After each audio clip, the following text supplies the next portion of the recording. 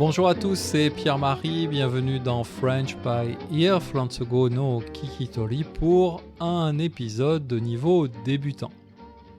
Le titre de ce podcast, c'est Le blues de l'extraterrestre. Un extraterrestre, bien sûr, c'est une créature, un être vivant qui ne vit pas sur Terre comme nous les humains, mais qui vit quelque part ailleurs dans l'espace. En anglais, on va dire alien et en japonais, Uchujin. Je parle donc d'un extraterrestre, mais pas n'importe lequel. Je parle de E.T., qui est un personnage de cinéma. D'ailleurs, le film s'appelle E.T., c'est un film de Steven Spielberg qui date de 1982. Si vous êtes de ma génération, je suis sûr que vous avez vu ce film. Et si vous êtes plus jeune, vous l'avez peut-être aussi vu parce que, bien sûr, c'est un film très célèbre. Dans ce film, donc, il y a ce personnage, E.T., un extraterrestre. Il arrive sur la Terre et petit à petit, il devient ami avec des enfants d'une famille américaine. Comme il arrive de l'espace, il découvre la Terre et au début tout ça est très amusant, il joue avec les enfants. Il y a même une scène où E.T. est tout seul à la maison, il ouvre le frigo, il commence à boire des bières et bien sûr il devient saoul. Bref, cet extraterrestre s'amuse beaucoup, mais au bout d'un moment, il a le blues, il a un coup de blues, il a le cafard. Ce sont des expressions pour dire qu'il devient triste. Pourquoi il devient triste ? Eh bien, tout simplement parce que sa maison lui manque. Et il y a bien sûr cette scène très célèbre où E.T. essaye avec un téléphone d'appeler sa maison. Un peu plus tard dans cette même scène, l'extraterrestre regarde par la fenêtre, il regarde le ciel. Il y a une lumière rouge qui s'allume au bout de son doigt et il montre le ciel avec son doigt et il dit « maison ».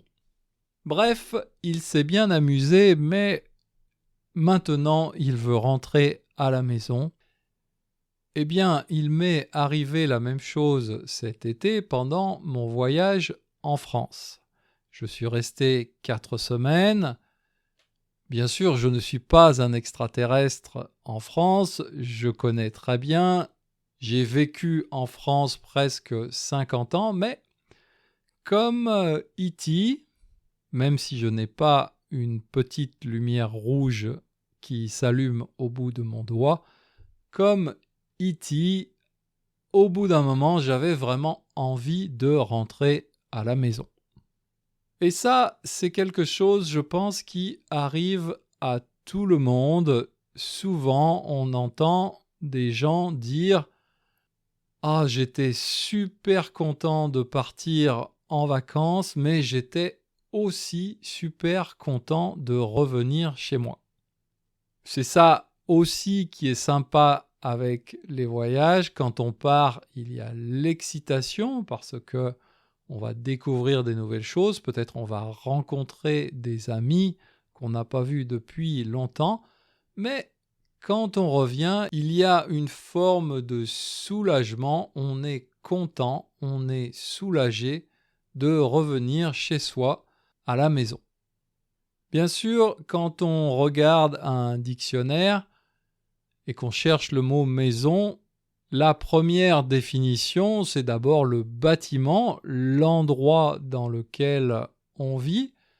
Mais vraiment, la maison, il y a un sens en plus, il y a un sens affectif, c'est-à-dire qu'il y a un sentiment qui nous lie à cet endroit. J'ai cherché sur Internet quelques citations qui expliqueraient ce sentiment, cette relation particulière qu'on a avec notre maison. Et la meilleure citation que j'ai trouvée, c'est la citation d'un écrivain de la Rome antique qui s'appelle Pline l'Ancien et qui a dit donc « La maison, c'est l'endroit où notre cœur se trouve. » La maison, c'est l'endroit où notre cœur est et je trouve que c'est une bonne définition qui marche donc à la fois pour les êtres humains, mais aussi donc bien sûr pour les extraterrestres. Voilà, c'est tout pour aujourd'hui. Retrouvez la transcription de ce podcast sur mon site et je vous dis à bientôt. Mata Jikkai.